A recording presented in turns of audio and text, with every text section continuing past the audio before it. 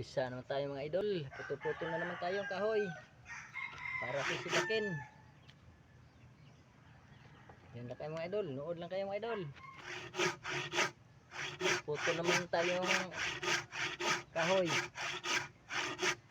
Ganyan talaga ang buhay.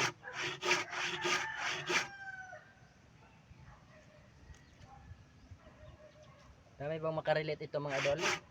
Yung mga mahirap na may pera na. Nanggaling muna dito sa pangbinta ng kahoy sisibakin.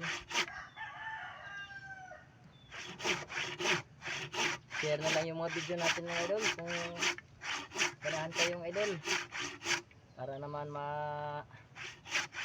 manood sa iba mga idol.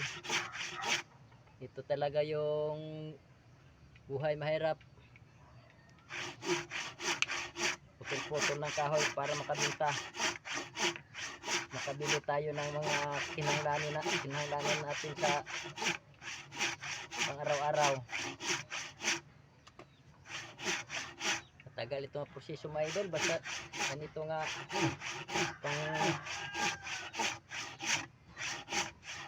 pang kabuhayan.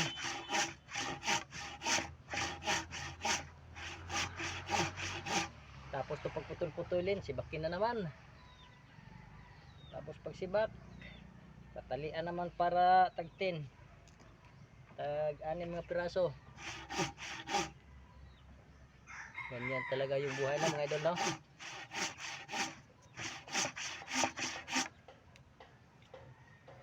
Tawanan lang tayo. Ito ngayong trabaho natin mga idol.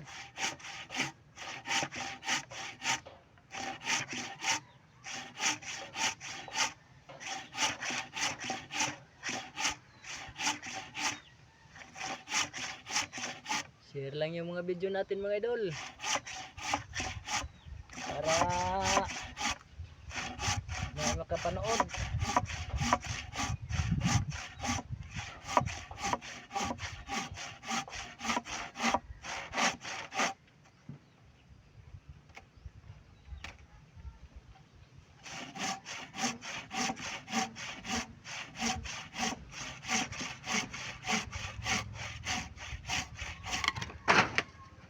Putol na naman.